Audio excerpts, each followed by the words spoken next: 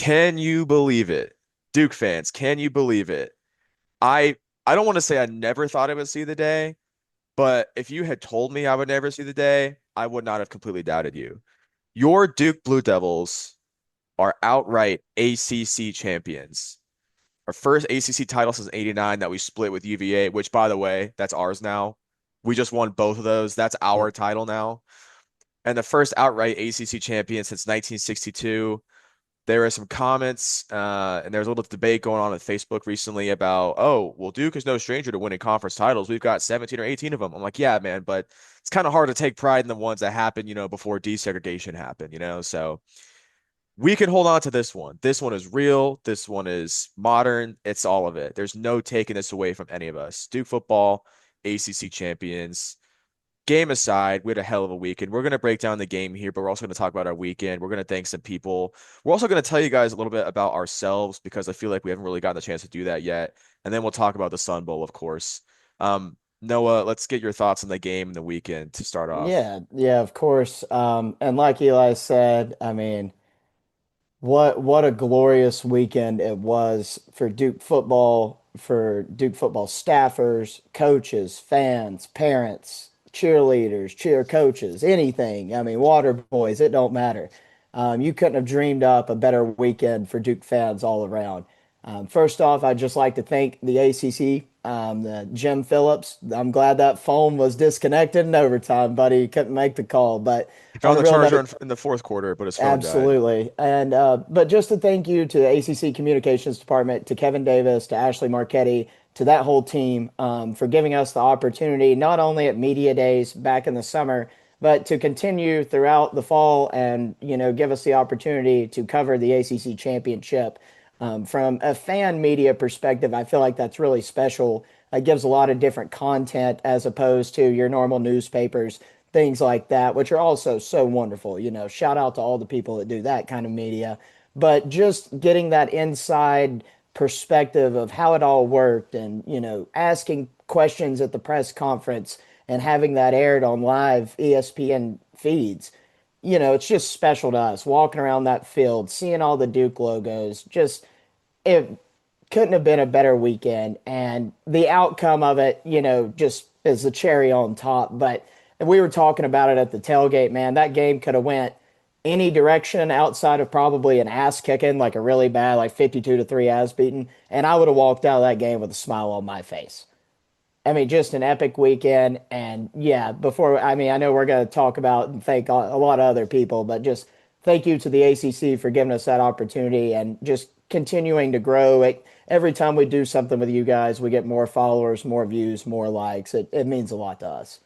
Absolutely. It's just, you know, this we've been fans forever, and this pod started, I don't know, what, year and a half ago, a little more, give Almost or two, take. yeah, getting ready to be. And we used to get hype every time we would hit like 100 views on one episode or get a few follows or, oh, cool, like a former player followed us or whatever, or liked one of our tweets. And then like here we are, like fielding. We didn't know we were going to be on ESPN either. I was like, we might, get some exposure, but here, like asking questions, getting on ESPN, getting on the field, meeting other media members and presenting ourselves really well. I'm really proud of how we presented ourselves at media day or not media day, at the press conference on Friday.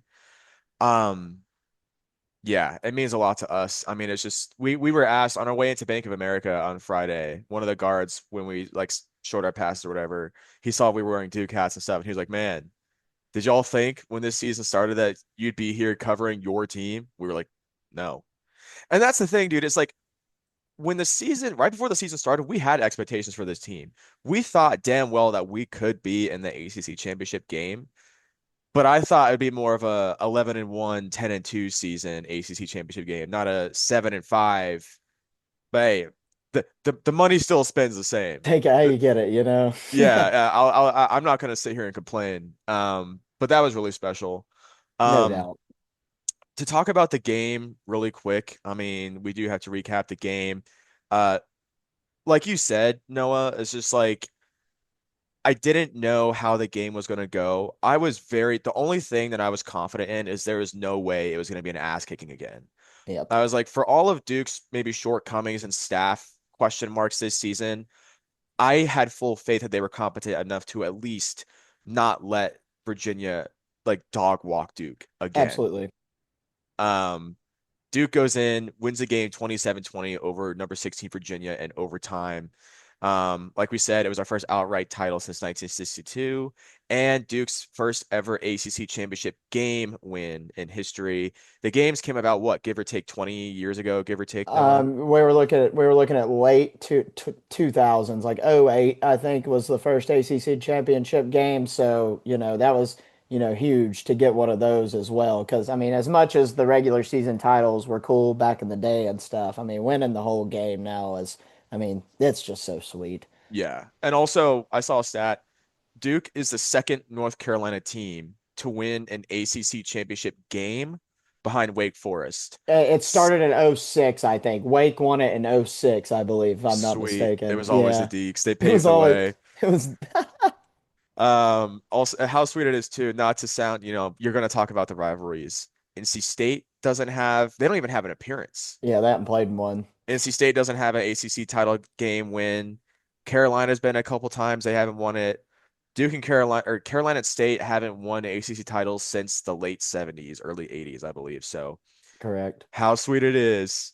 Noah, talk about this game summary really quick for us. Yes, I mean, it wouldn't have been a Duke football game without some heart palpitations towards the end. Got up to a decent sizable lead there, and in the fourth quarter, it looked like that scene out of Remember the Titans, which I didn't see it until the next day, but you tweeted that video. So funny, but where they're just obviously throwing the game and some really bad pass interference calls, and you know there were some pretty bad calls throughout the game that weren't called, holdings in the defensive secondary and things like that. And then to start nitpicking it at the very end of the game was oddly specific. I'm like, oh, now we're going to just throw three flags right back to back to back. But, that was just true Duke fashion. I remember standing there on the field and seeing it happen right in front of my eyes. And Anna Snyder and Jordan Mann and a couple other people were standing there. And me and Jordan grabbed each other on the shoulder and just went, well, goes one of two ways, and it's like either Duke's gonna that's so Duke it or they're gonna do the opposite. And thank God they did the opposite. And it truly was sweet. Hasley was balling, Mensah was balling, Shepard balling, Cooper Barkate. We didn't jinx him. We didn't jinx him. He got his 1,000. He got his 1,000, I was man. nervous for a while there, I'm not gonna I was lie. shaking in my boots. I thought he was gonna. We were the reason he wasn't gonna get that awesome goal. But yeah, just some stellar gameplay. You couldn't have asked for a better from a fan perspective. If you didn't pull for Duke or UVA, that's a good football game to sit down and watch, man. So that was just great for the conference as well, in my opinion. 100%. I mean, again, it was like a great game to watch, fan or not. And like, dude, the vibes were so great heading into the game. While we were walking with Daryl and Kristen, and then I was with Matt and Milo and Kate. And dude, Daryl was out to lunch, dude. I don't know if he's gonna love me saying this on the pod, but whatever. I out to lunch. I was buzzed. He grabs all of us and put us in a huddle on the concourse. It was like we were praying. He was like, "We're gonna win this game. Duke is gonna whatever." And then Krista starts apologizing. She's like, "I'm so sorry." And I'm like, "Oh, Kate has dealt with this plenty. She knows the Way drill." worse. What Yeah, Kate has dealt with way worse. yeah. Anyway, game was great. And again, I went in expecting like a very awful officiating the whole time too. And there were some iffy calls, especially at the end there. But I thought honestly, overall, It I was was like, hey, not this is bad. all right. This wasn't Mhm. too bad. Or they would throw a flag and they'd be like, oh, here it comes. And they would call it on UVA. And I was like, oh, okay, cool. Hell yeah. Yeah, it was rather even throughout the game. I mean, up until the end, I think UVA spread it out a tad on us, but still, I mean, you see that in any football game just about. So Yeah. I applaud the refs for doing a good job when with everything considered around what was What could probably have being been. pushed on the ACC, so for Yeah. sure. Mensah had a really good day. I mean, he didn't have the most passing yards, but he was very efficient. 19 to 25 for 196 yards with two TDs. Um, Opening TD was to Hazley, and then the game-winning go-ahead touchdown was also to Hazley, so that was pretty sick. Mr. November, now Mr. December strikes again. Uh, I think they did a really good job of emphasizing the run, which we knew that they would have to do that. I mean, Castle got his touches. Shepard got his touches, 97 rushing yards and a TD on 21 carries. Hazley with two TD receptions. Cooper Barkate had a sneaky good game. I feel like we've talked about Hazley, Mensah, Shepard a lot. Barkate had his numbers, 5 receptions, 91 yards. You talk about efficient. Um, as it stands, team offensive stats. Noah, you want to talk about these? Yeah, for sure. Duke had 333 total yards of offense. UVA did outgain us by 11, 344. That's not really anything to dive too deep into, but here is something that I think won Duke the This was football huge. game. This was I huge. think this right here, and props to Duke's defense. Made some great plays throughout that football game. Duke's offense set them up to be successful. We had a 34-minute and 24-second time of possession to UVA's 25-36. Going into the fourth quarter, that was even more skewed. I mean, Duke, the first two possessions of the game, one was a 9-minute Jeff Monken Army, shove it down your fucking throat and just play football, and we're going to bleed that clock. You're not going to be able to get 20 possessions on us like you did 3 weeks ago when we played. It was beautiful. I loved seeing the run established and not rushing. There was no need to snap the ball with 17 seconds on the clock each time. Let everybody catch their breath. Set up your plays. Read the defense. Audible. Flip the play. Whatever, and just chew that clock. And it set Duke up for a very successful second half. The defense had much more wind in their sails in the second half of this game than they did all year. And usually at the end of the year like this, you're seeing the complete opposite, which Manny touched on in his presser. They had their fastest numbers of the year this past week in practice. He said it, Feely's by the numbers. He wants to show you your improvements, not just blow smoke up your ass. Yeah. And he showed these guys that, like, hey, this is the last week of essentially the regular season before bowl season. You're banged up, bruised, hurt, played 12 football games, and you're faster than you were before Elon. So like, man, shout out to Feely for what he does, and just, I mean, it's unreal I mean, it's hard to believe, but it's so sick, and you could see it was apparent in the game. Oh, absolutely. And speaking of, I mean, here's a really interesting, speaking about controlling the ball, here's a really interesting tidbit. Apparently, Duke had the two longest drives in ACC championship game history based on the time in the first half alone, 9 minutes and 38 seconds and then 8 minutes and 2 seconds. Insane. Beautiful, My nerves were beautiful. settled big time on that first drive and they were controlling it and marching down the field towards us. I was like, all right, 5 minutes to go in the first quarter and we're getting the touchdown on this first drive. Hell yeah, we got it. Um, Special teams and turnovers. Finally, two areas where Duke kind of struggled all year have really been prominent the last couple of weeks and have come about at just the right time. Duke secured two critical interceptions, including the game-winning one by Luke Mergott in overtime. They also held uh, the ACC rushing leader, Jamari Taylor, to just 65 rushing yards on 15 carries. Last but not least, the special teams and fourth down conversions. Duke was able to convert on a fourth down. I feel like multiple times. There was that fake punt to Kevin O'Connor. O'Connor, My God, yeah, like Section 17 said, Swiss Army knife. Just what a dog. dude. Nick Morris told us before last season to buy Kevin O'Connor's stock. And if you bought that stock, it's hitting right now. Oh yeah, and same with, and shout out Nick because he said Luke Mergott, man, just that he was a dog, just young, and holy shit, if he hadn't like been probably the MVP of this defense this year. I mean, I know we'll do a season's award show later, but man, it's hard to argue against anybody but Luke. Yeah, just talk about the epitome of like next man up, like stepping into your role. I mean, I nobody thought, including probably Nick Mergott him or Luke Mergott himself, that he would be the guy at the linebacker position. I mean, we were down to it was him, Kendall Johnson, and half of Trey Freeman. And pretty much the Duke Blue Devil too, Yeah, we had the mascot out there. yeah, he was running wind sprints, having out the sideline, staying loose before the game.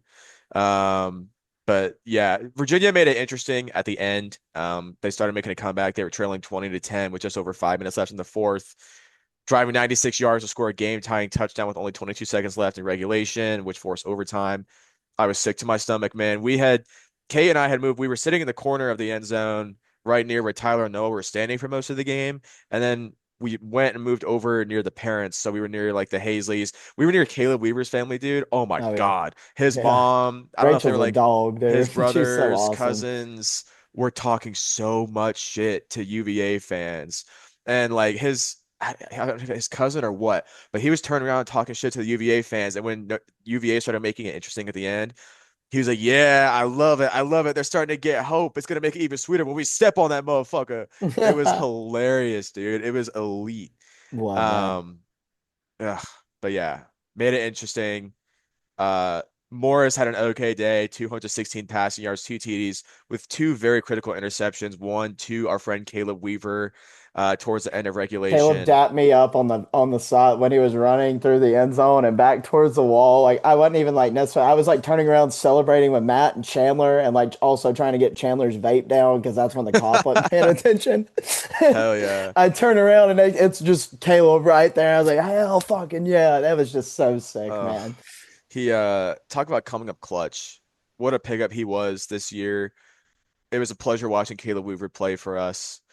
And then the other interception needs no introduction. Luke Mergott to seal it in overtime. I mean, shout out to those two guys. Very different paths at Duke. One was a senior transfer, one is a very young pup. And I mean, my God, just talk about absolute game changers in that game. Um, I was listening to the Section 17 pod a little bit ago, and I thought they did a really cool thing where they all kind of thanked some people, talked about their Duke football journeys, and talked about themselves a little bit. And we don't get too sappy on this pod very often, but also we're gonna do that here, and also talk about just people we want to thank. Our stories, what led us here. And Noah, do you want to go or do you want me to go first? Yeah, I can go first for sure. First of all, the biggest thank you goes out to my grandfather, a Duke grad, Methodist minister for over 25 years. Took me to my first Duke football game with my nanny. Duke played Maryland in 2004, I believe it was September 25th. I was making sure I got the date right earlier. Duke lost 55 to 21, of course. And I remember it was like Methodist Youth Day, and like we never came from a big church, so it was just me and my grandparents hanging out. And I remember that in one of my earliest childhood memories, just being one of the most fun days ever. The score didn't count, just I mean, it didn't matter to me. Everything about the day, just in spending time at Wallace Wade was important. And the following seasons, we just continued to go to games throughout all the losses. Saw this team lose to Richmond, VMI, you name it. Saw Virginia Tech, one of the best Virginia Tech teams ever. Spank Duke in a home opener when I was like 5 or 6, and then throughout childhood up until my preteen years, we just kept going and Cutcliffe came in, and my grandfather just loved David Cutcliffe and everything about it. And Duke gets to their first ACC championship, and we're at that game in Charlotte. It's cold as hell, sitting in the 100s. Me, my nan, and my grandfather. Just really special. You know, he passed away 2015. Never got to see Duke win one. I was down there on the field. The confetti shot off. All I could think of, I was like, man, I was like, he would have loved this. Everything about this would have just been, so perfect. And to me, it's like he was the reason I never gave up on Duke football because he instilled you just, this is your team. This is who you cheer for. There's good times and bad times. When he was, younger, he saw some of Duke's good times, so he knew it could be good.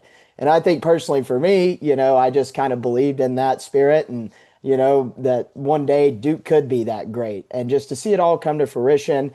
And after all these years and us starting this podcast and, growing our friend groups and, creating a little bleacher creature section of people at Wallace Wade and our own tailgates and, just doing things the way we want to do it when it comes to talking about Duke football and how we want, the program to advance and what we want to do to help that from a fan perspective and a social media perspective. It all felt worth it. And, we might harp on this team and be tougher on this team than most other media members and personalities online are. And that's okay if some people don't like it, but we'll never, you can never question our love for Duke football. And, to see it happen and just the emotions and seeing the thousands and thousands of people, jumping in the stands, crying, hugging, screaming, throwing beers, dancing to every time we touch. People like you that hate every time we I touch did it. saying, this is the only time I'll do it. It feels fitting. Just so many cool small moments that felt like 25 plus years of fandom all came into one and was just, we're going to be perfect for one night. And that was so special. And, I can't wait to do this the rest of my life with my best buds on this pod and with our best buds that we've created in this group. And just, it's special to me. And, we appreciate all you guys. We're going to go through that list as well, but just a lot of love for everybody that's around this pod. That was awesome, Noah. That was really beautiful and well put. I enjoy hearing about that. And that's cool that you tracked like the exact game, like the first one you hmm were at too. My nan still has a lot of the ticket stubs and these old boxes at her house, man. There's so much just Duke football stuff lying around Oh, there. that rocks. That rocks. All right, I guess it's my turn. So, my family, I was born in California, so college football isn't as big out there. Um, and then we moved to North Carolina in '03. We didn't have a dog in the fight between State, Carolina, Duke, whatever. Like, that basketball is a big deal around here, and that Carolina is like the state's team. Like, they just are. Like, as much as we might not want to admit it, they just are.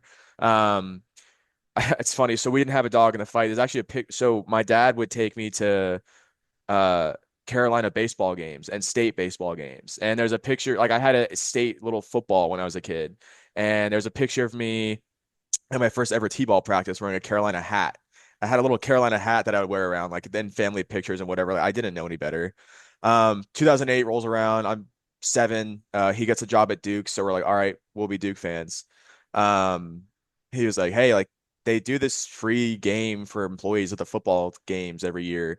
They offer like a free dinner or whatever. So like I remember first ever football game. It was like there was like rain and stuff. I think it was like a storm. It was JMU 2008, first game of the season, Cutcliffe's first game. And we were like eating under like they had this tent set up in Kville, and like we would eat under that. That's where the players and alumni or whoever, like their family set up. Um, so we would eat there, and then Duke stopped doing that. But I remember there's a famous incident where like the paratroopers like the skydivers flew in during warm-ups and like it made it on True TV. Like that was that game. Like that was our first ever Yep. game. They were supposed to be at Keenan, but they went to Duke by accident. So um yeah, so I mean throughout my childhood I was a Duke fan, it was a little more casual. Like we would go to the employee games and maybe one conference game every year. Like it was just because I cared, but like my parents, I mean, my dad was working at Duke 5 days a week. He didn't want to drive 40 minutes again to Duke on a Pisses Saturday. me off. So I understand it now, but I remember like being at Miami 2013 and Carolina 2014, ugh, freezing cold. Um, but yeah, being excited about the 10-2 season in 2013. And then the last several years, I'm like, you know what? I'm a grown ass man. I've got grown ass man money. I have a car. I can afford to, it's not my dad's hands anymore. Like I'll be my own fan. So like been to every home game the last several years. Turned my girlfriend from a State fan into a Duke fan. She was jumping down screaming and at the game when they won. So some people I want to thank. I made a list. I want to thank my dad for getting his job at Duke. He unfortunately is no longer there. He was a part of their layoffs and early retirement packages earlier this year, which really fucking sucks. But He died for this ACC yeah, championship. he died for Don't you this. ever forget. Yeah, Steve died for this ACC championship. I want to thank Keith Lawrence and David Jarmel for hiring my dad and for tailgating every week in their office lot. That's where I would tailgate as a kid. Carl Bates, his former coworker who also kept the faith and would tailgate. I want to thank Duke parents who make this special, who we've become friends with. Um, I want to thank the Mahan family, the Polino family, the Hazleys, the Taylors, the Brown family, the Shoppers, the Parkers, the Morris family. I want to thank Suzanne Quentz, who's very close to the program. She is just been a great friend to us and a great resource and a great support network. Um, Absolutely. the players that we've befriended. I mean, we've had interactions with many of them, but the ones that we've grown the closest with, interact with the most is Jake Taylor, the pride of Apex. Um, Great seeing him after the game. Our friend Nick Morris Jr., Todd Polino, Vance Bulliard. Samir Hagans and I have talked on Instagram a good amount, but I never actually met him for the first time until on the field after the game. He recognized me and pointed at me, and I went up and like dapped him up, and I was like, "Look, man." It's like, you're a Blue Devil legend. I'm so happy you get to go out this way. Like, thank you for the loyalty. Thank you for the special times. Like, we're all Samir Hagen's fans over here. Yeah, Eli's building a lakefront mansion with all that Samir stock he has, man. I'm glad I bought when I did. Former players that we've become friends with and interacted with, who have been on the pod or otherwise: Dwayne Carter, Thomas Sirk, Quentin Harris, Brandon Feemster, Jamion Franklin, Ross Cockrell. Hasn't been on the pod yet, but we have befriended him and he's been great. Last but certainly not least, the friends that we've made along the way, over the last couple years. Garrett, Garrett, the fourth scum, man. I mean, we keep joking that if there's ever a time when we can't have Tyler on and Garrett's available, we're gonna have him on the pod. Um, the fourth scum, Garrett's dad, Andrew, who's been a Duke football fan, season ticket holder since like the 70s. Mhm. Um, he's seen some shit. Jarrett, Chandler, Milo, Chris and Michael, a couple of Duke alums who also their first football game was when they were freshmen in '08. Um, friend Bobby, Derek, Diego, BSBL, Jake, Drew Cheshire, Peter Dodge. We also want to thank Section 17, those guys, who have been very good to us, especially Josh Cox, who we've gotten the closest with. Jamie and Scott, Brian, they paved the way for the Duke football podcasters. So hanging out with them every week at the tailgates, the hard hat guys, want to thank all of them. And also some newer friends, Kobe and Trevor, who we met at the bar on At Friday Tremont. night, who came out and were like, hey, like, we follow you guys on social media, we listen to the pod, like, you guys are awesome. Uh, so great meeting them. Last but not least, my girlfriend, Kate, who has been an absolute trooper through all of this, dealing with my drunk ass, throwing up in porta potties at tailgates, getting into it with fans, just being obnoxious, putting her through hell at the Gator Bowl, the Illinois game, and still sticking by me and coming out, sitting through these games, whether it's boiling hot or freezing cold, she's always there. So want to thank her for her support and her love and her patience. So I think that's about it. Is there anybody that Yeah, we're forgetting in our circle? no, I just kind of wanted to say, like, when it comes like player and parent wise, post game on the field, just a couple of special interactions that I'm gonna be thankful for all my life. But it kind of was a full circle moment of at one point I was in Todd Polino's arms, telling him, "You're my girlfriend's favorite player, Todd. Thank you so much for this."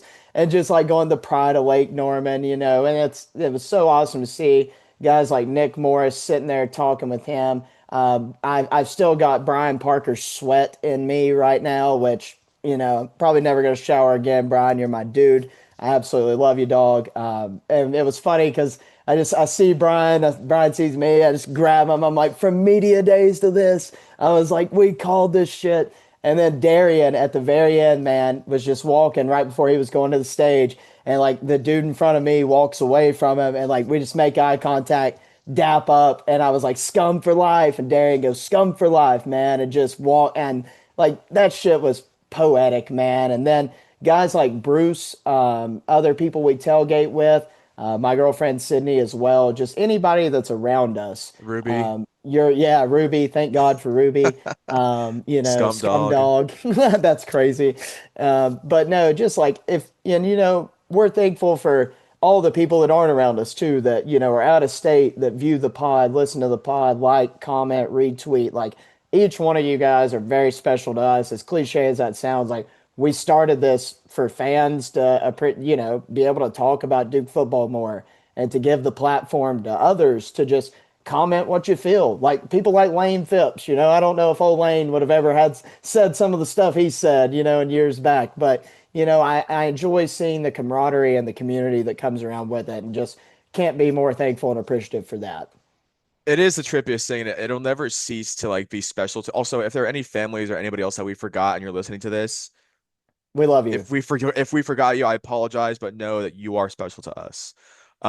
It still is the trippiest thing, dude, to like be at games, tailgates, and have people like recognize us, like whether it's just a fan. They'd be like, "Oh, you guys are the scums." Like there were a couple people who shouted. I'm sure you got the same thing. Who shouted us from the stand Oh on the yeah, field afterwards. It was not about us at all, and I didn't want to make it no, seem like it was. But having no. people like yell at us from the stands when we were on the field was so Giving special. high five. Like Dan Mahan's dad was screaming. We were pointing at each Oh my other from like God, 30 yards Tony away, Mahan, special screaming. guy. And then Oh run my over God. there. We're jumping up and down. And he was like, we kept the faith. And just, ah, man, great The folks. greatest. But it's the tributes being recognized, or even like when it's people you don't expect. It's like I know most of the parents and people who listen to our pod, but then I'll have someone new that like I'm meeting a new family for the first time at the tailgate or at a game, or just a regular fan. They're like, "Yeah, man, I listen to the pod every week." I was like, I'm like, "Wow, I did not know." Like, it's like there are people who listen to us and like us who they don't really interact with us, but they're there, It's and very that's pretty cool cool. to think about. So thank you to everyone. Mailbag. It's time for the mailbag. Let's get into this. You guys once again showed out for the mailbag. Oh, Jacob Ross. Thank you to Jacob Ross. Shout Yeah, out shout out Jacob. Glad Rossi. he was able to make it.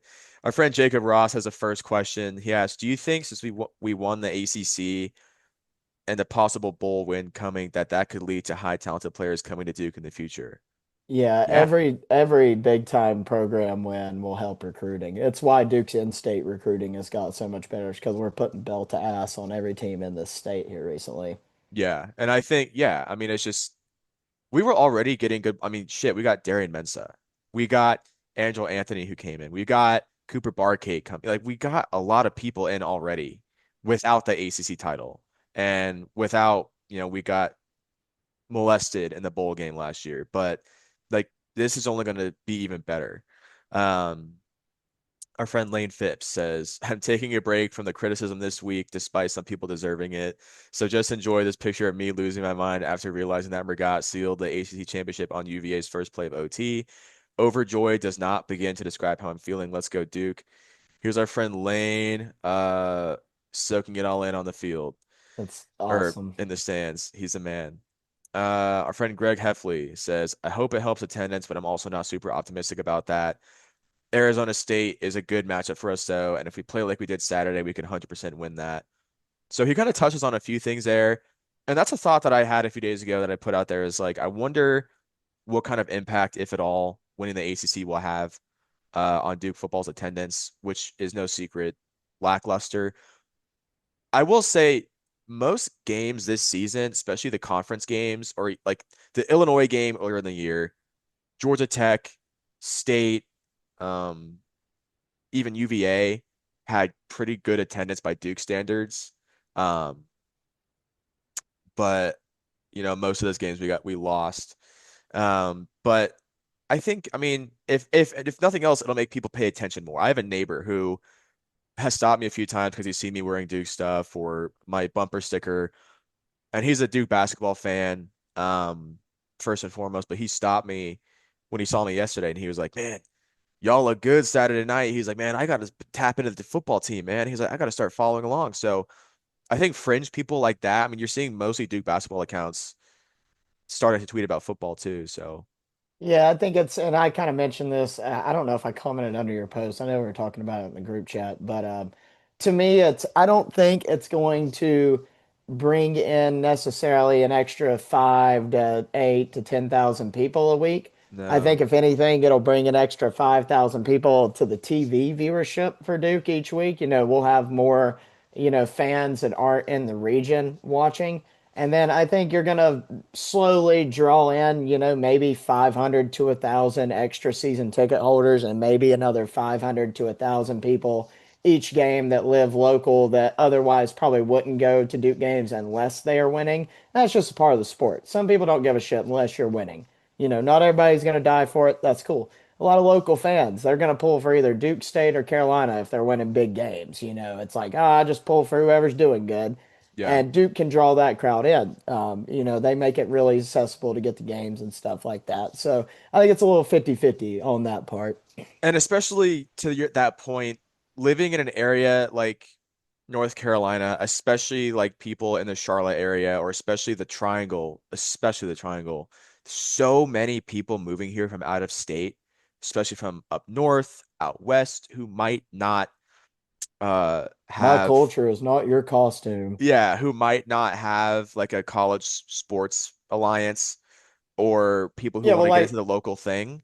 take Sydney, for instance, upstate New York, went to URI, FCS sporting school. A lot of those schools up in the Northeast that these people go to, are not, FBS programs. And when they move down here, they either pick up, if they live in South Carolina, they're going to pick up Clemson or South Carolina. All the people that move down here, oh, State's right here, oh, Duke's right here.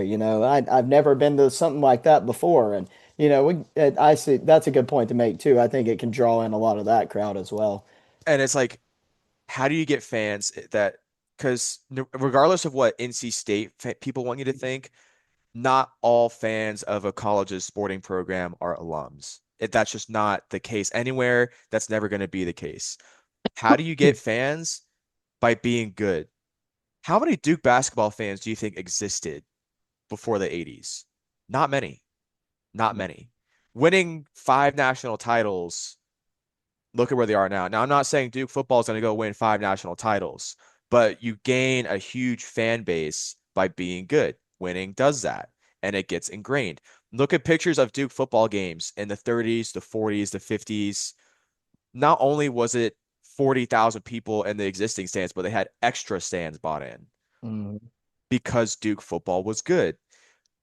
We've seen the attendance was bad in like the late 2010s, when in the early 2020s when Duke started being shitty again. Last year, we had pretty good this past season we had pretty good attendance by Duke standards. I only see it getting better. You get fans by being good, and winning a conference title is going to help with that. There are people who are obviously set in their ways locally with State, Carolina. That's all fine and good. But this is going to help get some fringe people involved and get casuals involved. So this is a huge deal for us. Sun Bowl, I don't know. We'll get into that in a minute. Yeah, that we'll leave that for the preview. Bentley Weeks, our friend. Oh my God, I forgot to thank Bentley in the holy shit. I Oh think you no. did, didn't you? Maybe I did. If I didn't, thank you, Bentley. Sweet, sweet Bentley Weeks says, I have no words other than wow, what a time to be a Duke fan. Let's go. Was he at the game Saturday? No, he couldn't make it. Oh, I hate that. One of my favorite parts about the game was every time Tyler saw somebody with a number one jersey on, he pointed and he goes, "There's Bentley." Yeah, there's Bentley. Uh, Joshy J says, Duke fucking football. Couldn't have said it better myself, Joshy. Um, Timothy Gonzalez. This is a guy. Did I thank him? He needs his own show, He needs man. his own. We, He well, needs his own thank yeah, you episode. we could. We'd be talking for hours. Tim Yeah, means the world to us, man. he's just absolute greatest Duke fan in the world. Um, he says a little Duke fan from San Antonio was in tears when Darian and Manny were being interviewed. Nobody knows how much passion I followed this. I never gave up after the loss to UConn. I knew we could pull this off. I'm so proud of this team. Oh, sweet Bentley, please stand up. Bentley, you heard the man. It's your time. Stand the hell up, We're usually buddy. telling you to sit down, stand up.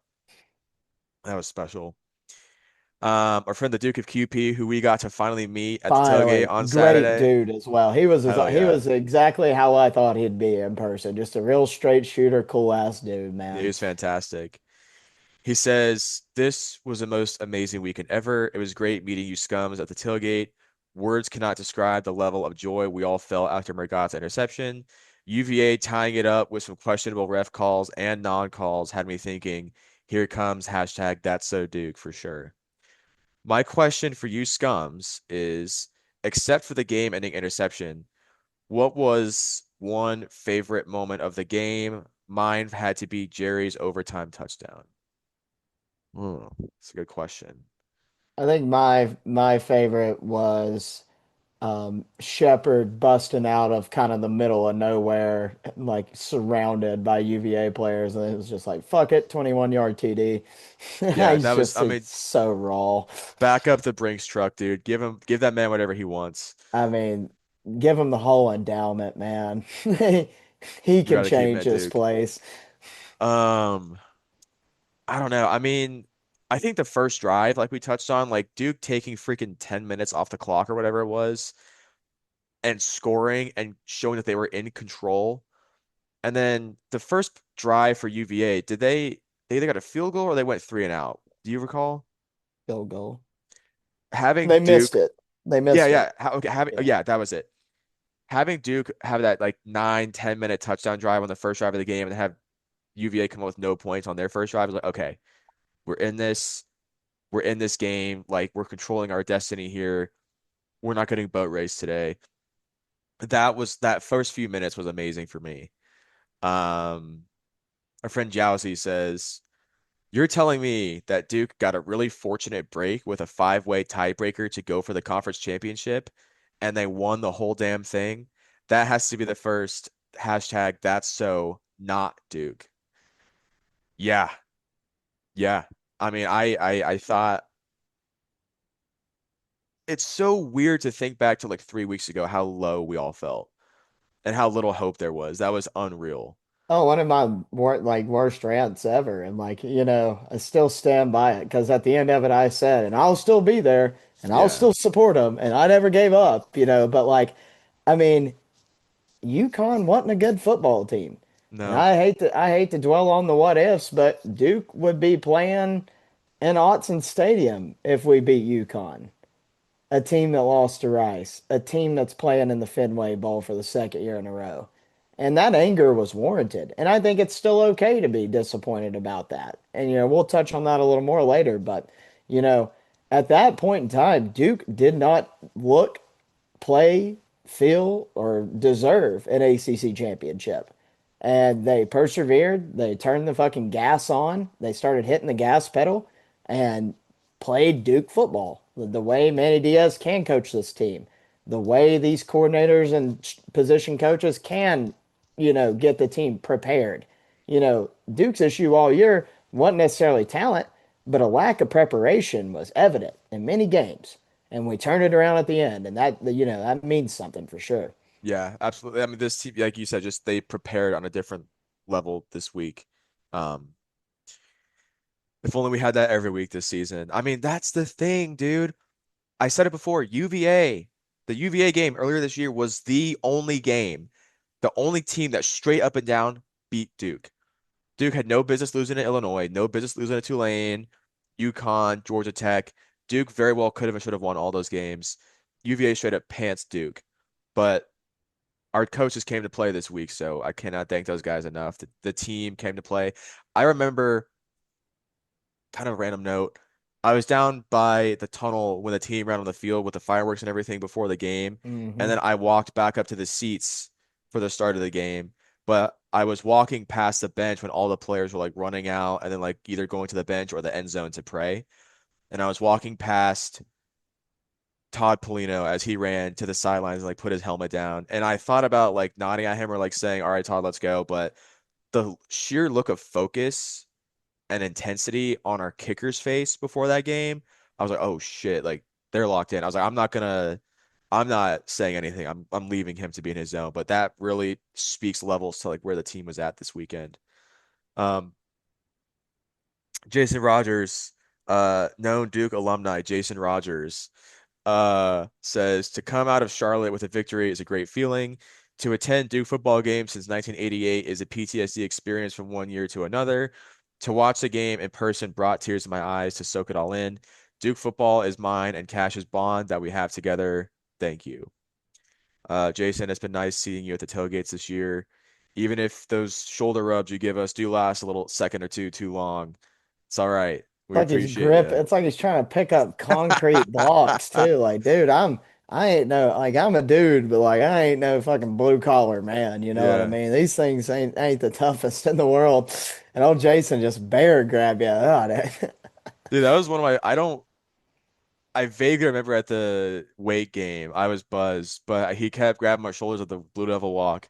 And during the game, I kept turning around. I was like, Jason, I'm gonna kiss you. Just threatening to kiss him just to throw him off a little bit. And the look on his face, I was like, ah, Jason, I'm gonna kiss you. that don't fly in Alamance. Jason, he's like, take that shit back to Raleigh. Jason, thanks for being a fan. Thanks for Yeah, being a we friend. appreciate you, Jason. A friend Jamie from Section 17 says, I'm not crying. I just have something in my eye. You're damn right. I was kind of hope. I mean, dude, they brought the tears.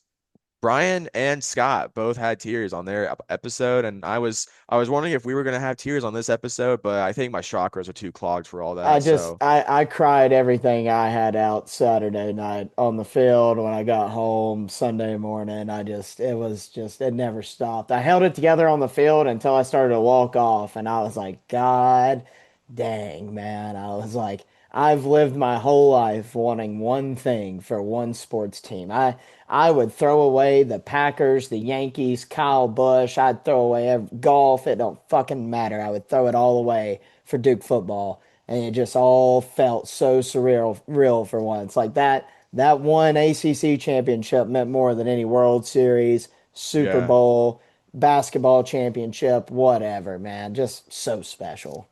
I think I'd agree. Kate asked me because I'm a Niners and Giants fan, and she asked me once. She was like, "Would you rather like the Giants never win another World Series and the Niners never win a Super Bowl again, or would you rather have Duke never win a title or whatever?" And I was like, I don't know. I was like, I'd have to go like I need to see a Duke title. I have to see a conference title, a national title if possible. I have to see one. And but yeah. Our friend Sam, sweet Sam at Bleeding Duke Blue. Sweetest Sam. Sweet Samwise. He wants to know, what are your thoughts on our coordinators now? In my opinion, Jonathan Brewer was in his bag. He didn't overthink and he did the simple things well, minus the receiver screens, worst play in football. He balanced the rushing game with Shepard and Castle. Tight end usage was great, but can that be consistent? Infante is safe. Packy has to go. Um, Yeah, Sam, no, it's he nothing nailed new it. here. You're spitting. You're Yeah. spitting, Sam. We talked about this even before the game. We said if Duke wins, it can't excuse a couple of things that's been going on this year. Now, whether that needs to be full-blown changes or something, whatever, not up to us. But some scheme things needed to be changed. And, Infante has been in his bag with special teams since Clemson. That unit's been locked in. It's been really, really fun to watch them come along. And then, like he's saying with Brewer, what that UVA offensive coordinator called in overtime is, and I hate this, I don't want to sound like a dick or negative, but like, boy, if you would have told me Duke did that, I would have Oh, believed that you was a Duke call all the way, dude. a million times over. I would have believed you. I would have bet my life if you told me how that play went. I'd have been like, oh, that was Duke for sure. But simplification of the game was really Brewer's like game plan, I feel like, and it worked so well. Just old school pro style football. It was beautiful. Yeah, and that's exactly it. Don't over. That's what we've been asking for. Don't overthink everything. We had that whole convo in here. It ain't a complicated game once get the schematics of it. Yeah, it's like there's an old story of Vince Lombardi when he took. I think when he took over the Packers, he took them back to basics. He holds up a football, gentlemen. This is a football. Just keep it basic sometimes, dude.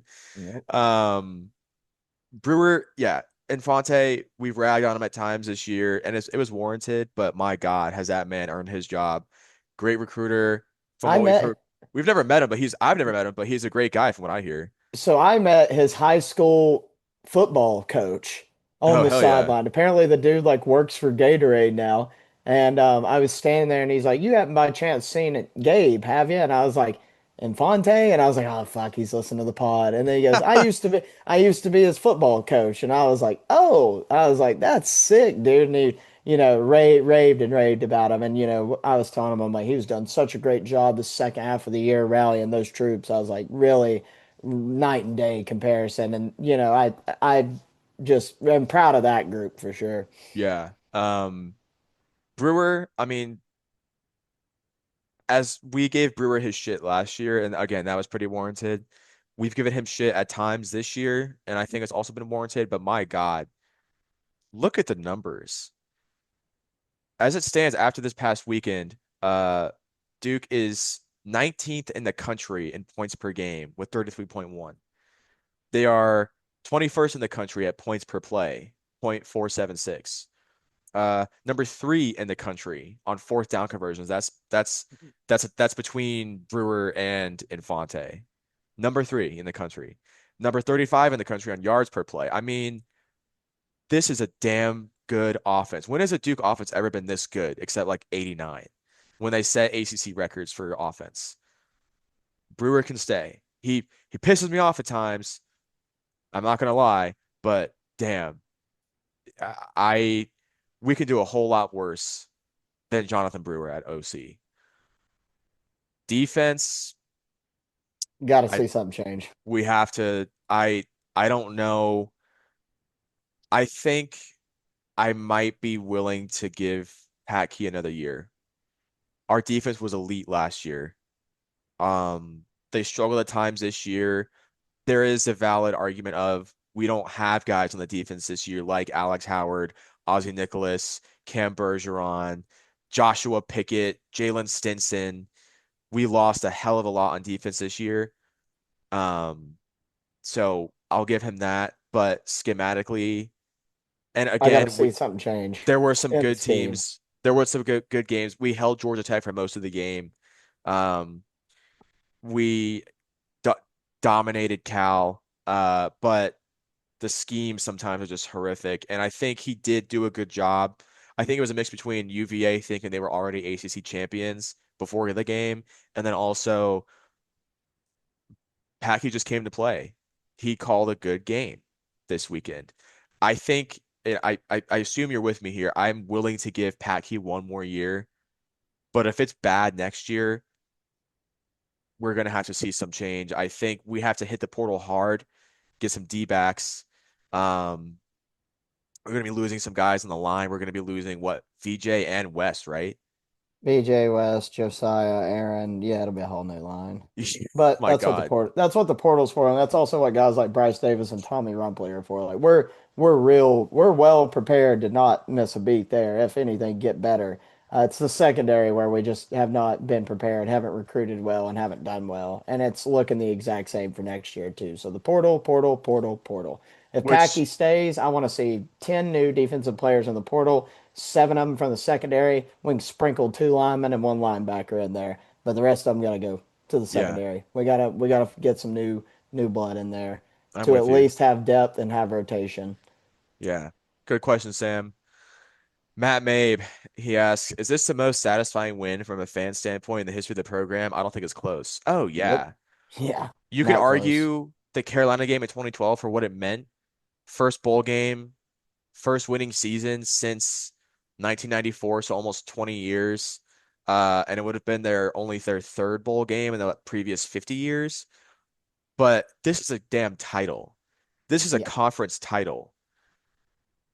And Yeah, yeah, it's not even close. yeah, Best it's game ever. easily. I was at both of those events, and I wasn't even. Nothing will ever hold a candle to this until we win something of more magnitude.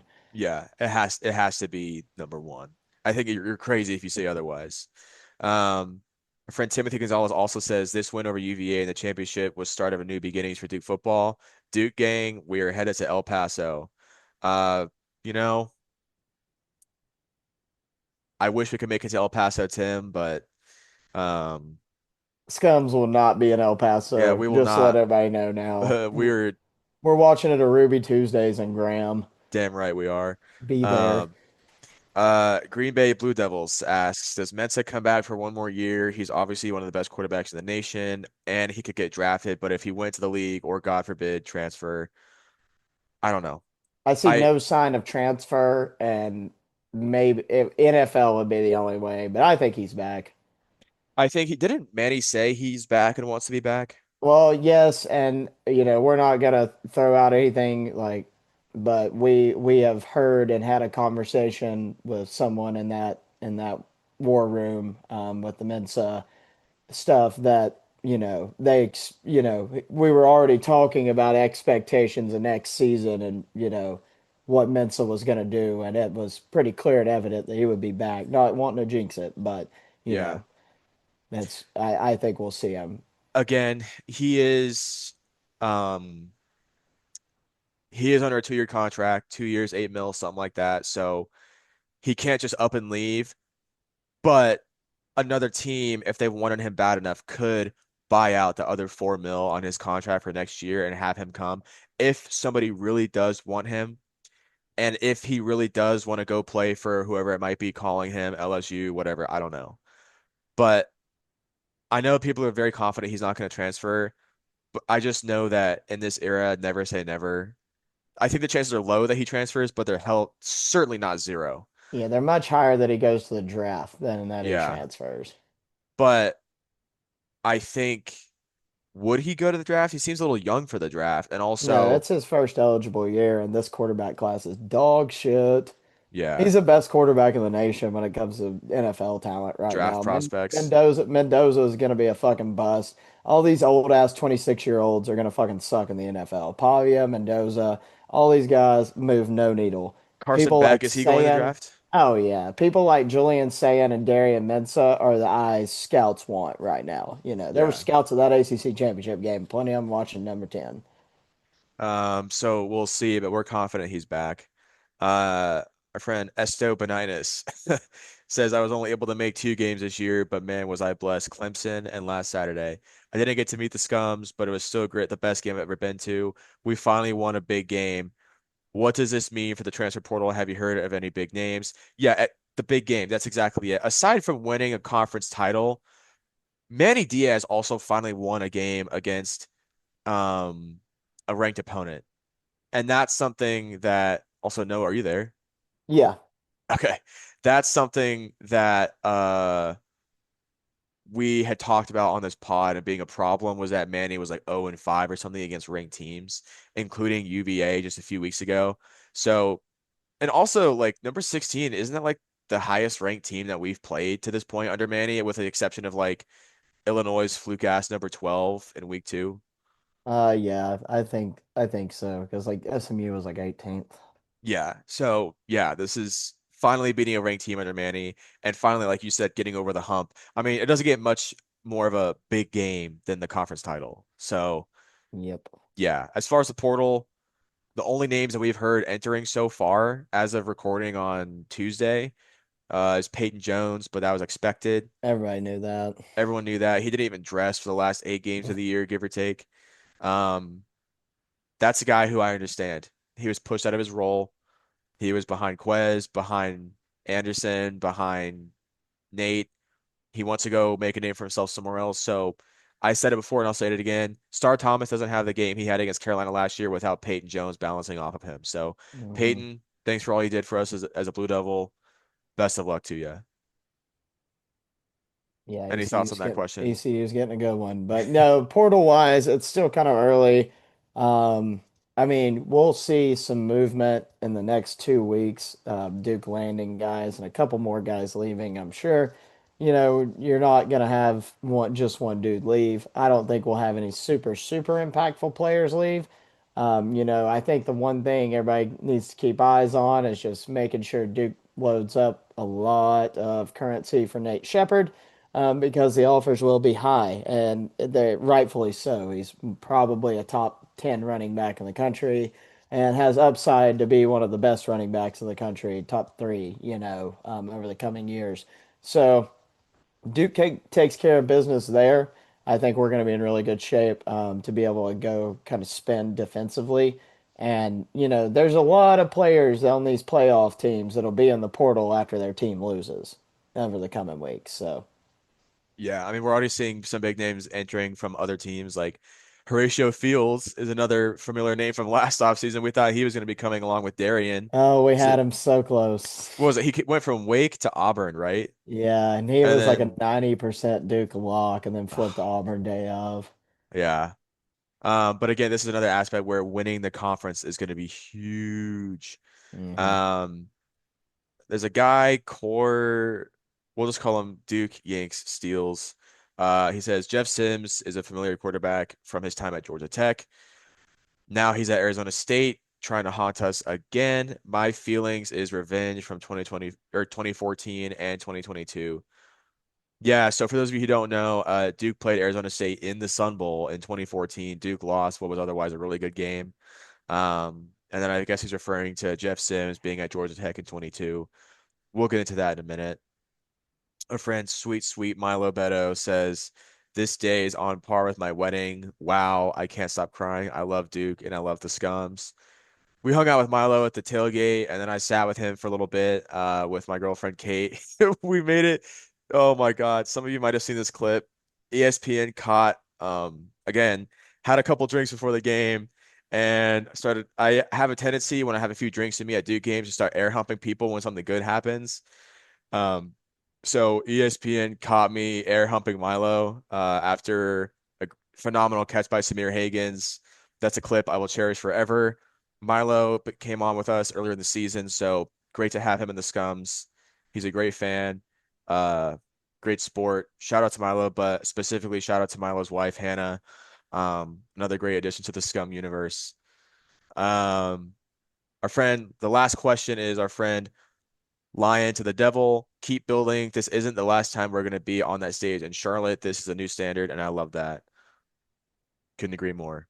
Absolutely. I heard a lot of, back to back, a lot of those guys coming back want to go there again. And I think it was awesome speaking to Nick and Elliot pregame, poor old Elliot on them crutches, but he said he was feeling good, so I was happy to hear that. But just talking to them too, and I was like, we're discussing how, the expectations to be back, but it was awesome to hear them shed light on how it's to be back, but not with no five loss team, you Yeah, know no doubts this time. Leave no doubt. come back and, really put the foot on people next year. And, I think with a lot of the right returning pieces and core pieces across the team leadership wise, they could really make some noise and kind of, you know, leave no doubt for sure.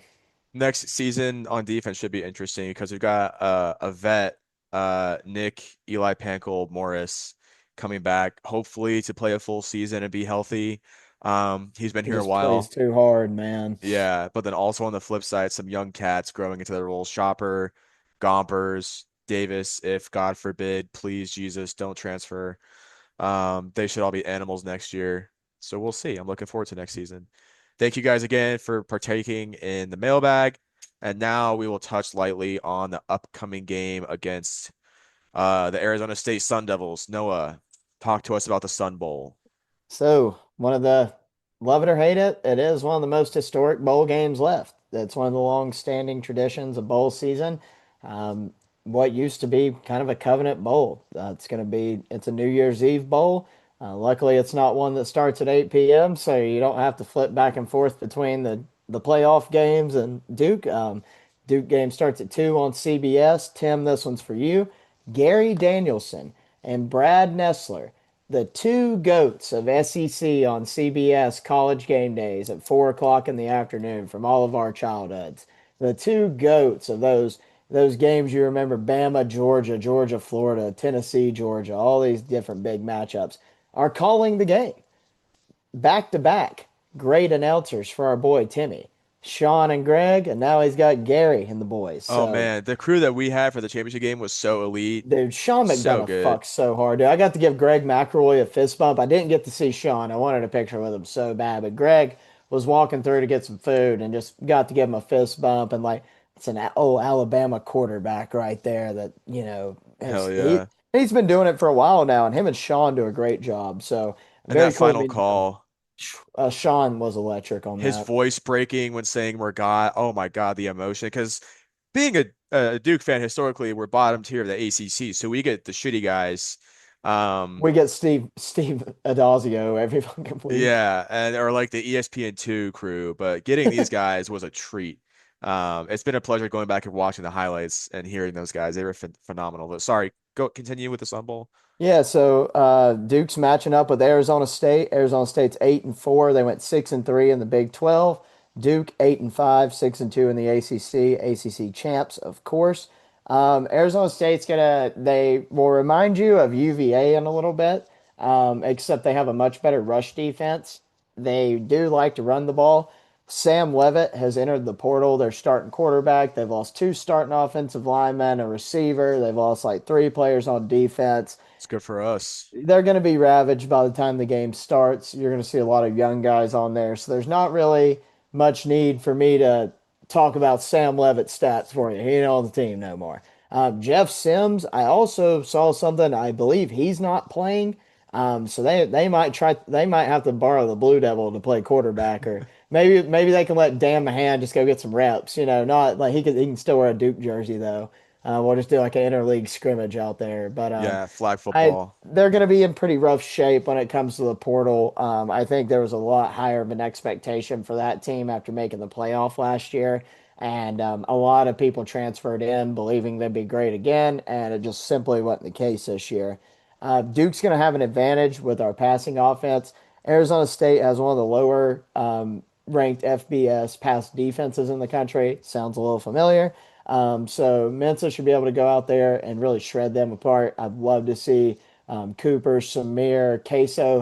Queso's kind of been quiet the last few weeks, and I think this is kind of one of those opportunities where he could really get loose and make some plays for us on the offensive side of the ball.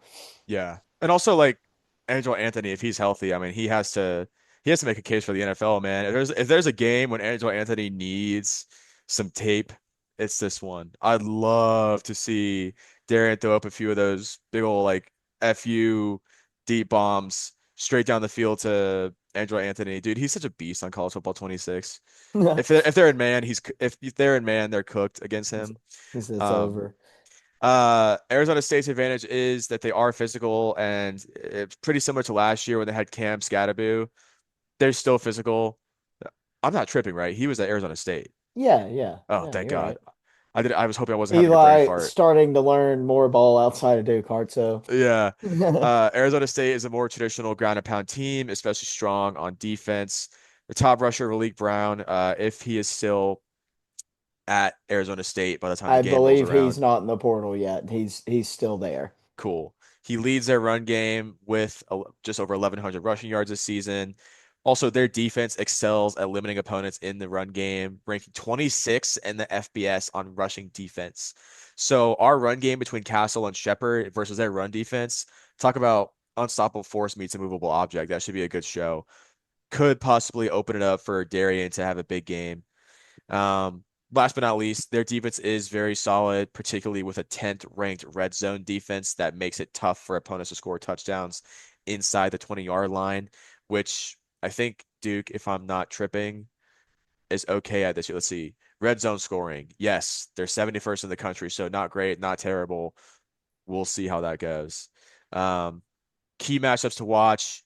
The game likely will come down, like we just said, to Duke's passing offense versus ASU's run defense and pressure. Some questions would be, can Duke's offensive line protect Mensah and give him a little time to attack the secondary, or will their defense force a bunch of quick throws? And also, can Duke's rushing defense, which is a little bit weaker, they're 97th in the FBS and rushing yards allowed, can they hold up against the Sun Devils' powerful running game? So honestly, like a lot of great matchups to watch. Should be a good game. I'm looking forward to it. Yeah. We've played in much worse bowl games, folks. Hell yeah. And much worse opponents. I mean, I'd much rather watch this than fucking Troy in the Birmingham Bowl. Chicago, Illinois Tech, and the Meineke Car Care Classic and Memphis or some bullshit. Like, no thanks, Exactly. man. The Graceland Bowl. Yeah, straight up. And then last but not least, X factors. You kind of touched on the quarterback situation, Noah. You want to touch on this one more time? Yeah, I mean, the game's going to come down to, I think, Mensah having a really good game and Shepard. I mean, if Shepard gets anything over 60 yards and a touchdown in this one, it would be pretty miraculous if we could get Castle about 40. Rushing for over 100 will be a key to the success. And then just seeing Mensah spread the ball out, get the ball to the tight ends, get it outside quick, let the guys make their moves and go score. Duke could, run away with it a little bit, I don't want to say, but like ASU does have a good defense, but their offense is going to struggle due to a lot of the portal entries. And if Duke can kind of hold those possessions in their favor and keep that time on their side, Jeff Sims or whoever's playing is not going to be a good enough quarterback to go, touchdown for touchdown with Duke. I'm also looking at the predictions over here. So it's looking like, according to Sportsbook Wire, the over under is 49 and a half. So they're expecting both teams to put up some points. Um, oh, is that dude, I'm an idiot. I don't bet on sports. Is 49, is that per each team or how does that No, work? that's team total. So they That's think the final totals. score is going to be 26-24. Okay. Um, so I mean. I guess the spread whatever the minus is. isn't far. I mean, it's like 3 points. So I don't know. The prediction here is Arizona State 29, Duke 26. I don't know how the hell they expect ASU to come out on top. I don't see that happening, but I think it'll just really come down to like who loses the most players in the portal by that point, which I honestly think will be ASU. Yeah, I just don't think we're gonna see a ton of impactful players leaving. But yeah, I'm on the same wave. I guess I'll give my prediction. I've got Duke winning this one 38 to 24. I think Duke wins by 14. I also think they keep it kind of more of a blowout till the end. And then I think we might see like a 10-point fourth quarter from ASU when we got the Blue Devil in there playing with the cheerleaders at linebacker and we got Emma Martinez playing safety again or Hell something like yeah. that. But She found an extra year. yeah, got a COVID year. But no, I think Duke will win. I hope Duke wins. I always hope Duke wins, even when I don't think, even when I'm on here and I don't pick them to win, I'm still cheering for them. But yeah, I think this was a good matchup for Duke. It's much better than going to the Gasparilla or the Boca Raton or Birmingham or Detroit. A lot of people are bitching, and I understand like it's not good for fans, but y'all don't show up during the year anyway. So what the fuck does El Paso mean to you? Like, I don't want to hear no bitching. Like, it's and like I hate that we can't go, but also at the same time, it's like it's okay. It's okay to watch it on TV and sport. There ain't no big Yeah, deal. There's going to be much bigger and better games for us to attend in the future, but I want to see a win. I want to enjoy New Year's Eve. It'd be a great way to kick off the night. 2 o'clock kick ends around 6. Good way to head to dinner with a good buzz on and a Duke win. So, and more merch. So, true. I've already got mine. I got an early version of the t-shirt. I don't know why it says 2014 on it, but it's okay. Might just a be a little misprint. misprint. Yeah. Um, yeah, no, I don't I expect Duke to pull this out. I truly do. This isn't just the Duke fan in me talking. I just think Duke has a little more momentum coming into this game. Um, and I, like you said, I think we'll have far less Duke players in the portal by that point than ASU does. So, give me Duke 31, Arizona State 24. Be a little bit closer, but I can see, like you said,